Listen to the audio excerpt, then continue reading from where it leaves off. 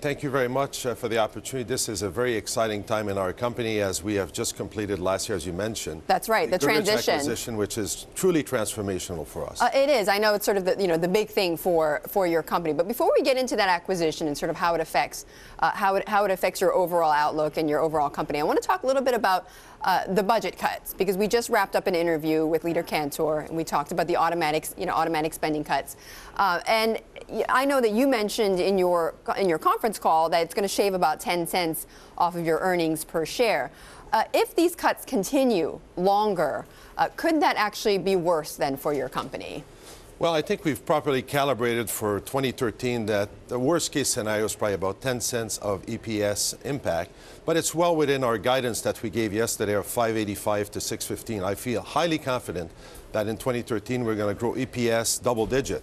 So I think we've got it properly calibrated. As far as the future, I think it's too early to really calibrate what it's going to do in 2014. I'm very hopeful that they could solve the sequestration issues that we've encountered. As are many CEOs around this country. And I know you're part of the Business Roundtable, part of the Business Council as well in Washington.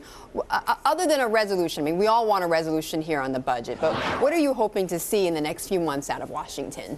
Well, I think, us in business unanimously always like to see certainty. And when faced with some facts in front of us, we make decisions sooner than later. So I think it'd be important for Washington to make decisions as soon as possible that create that certainty in the environment that will, in my view, create a lot of momentum in the economy. But you yourself have been able to create, as I mentioned, this $18 billion. You were able to do this $18 billion acquisition amid all of this uncertainty. How were you able to do that, given that Washington was still up in arms? Well, what drives our company is there's two powerful forces, which is aerospace.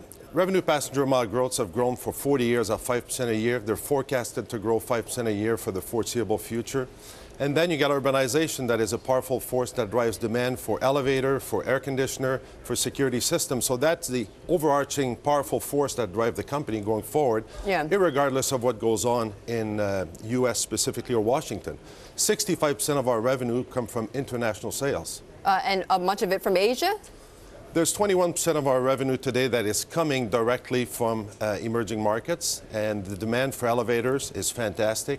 Your Otis elevators. Some people might not be familiar with that, Otis elevator, Carrier air conditioners, Kitty fire security products. So we see big, strong demand there.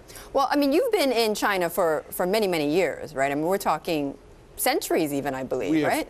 You're correct. We've been in China for centuries, Betty. And as a matter of fact, I'm just about to go on my 48th trip to China as the leader of this great company. Wow. And I've seen the evolution over the last 20 years and the demand also shifting from the coastal area to central and west. And that's why also I have great hope that this momentum is going to continue with growth in China this year about 7 to 7.5%, which is double what we see in the rest of the world. Now, what about Europe? I mean, you do business in Europe as well. What are you seeing there?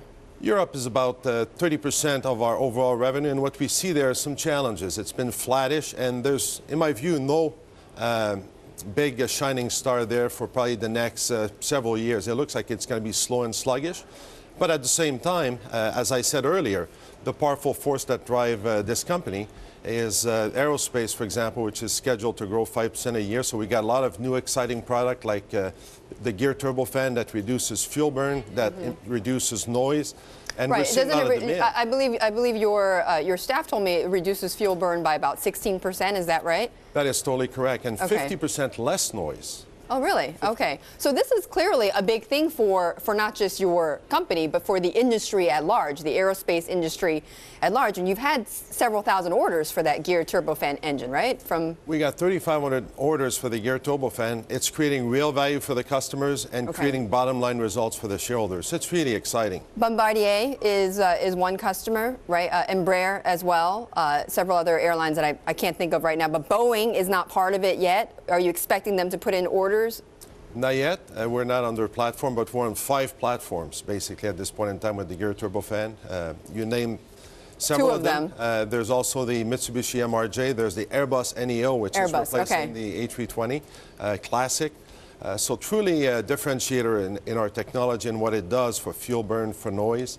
And I think an important statistic is that as I speak here today, 85% of people on this planet have yet to fly. 85%? Only 15% of people on the planet have yet flown. So it gives me great hope that there's a lot of upside in our business. That's I had no idea. Yeah. Okay, so what is your goal then with this engine? I mean, how many, what is the target? What's your goal with the sales for this? The goal truly is that we're going to see a nice market share in this segment of regional turbofan of narrow body, which is 75% of the unit volume of the whole market for aviation. And I think we're creating value for customers, as I said. The airlines love the GTF technology to this point.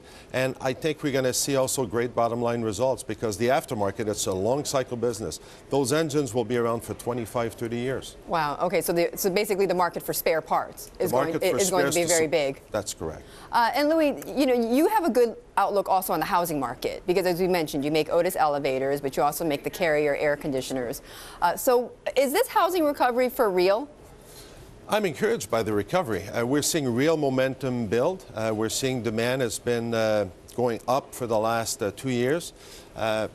Household formation is still about 1.2 million per year, and yet the demand for new housing is still below that.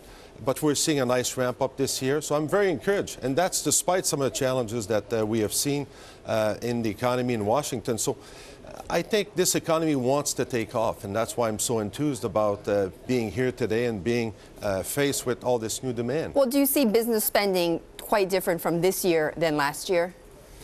I think we see, as we see more certainty, you're going to see the capital flow to really crystallize some of the opportunity, invest in products and invest in capital that supports a ramp up in production.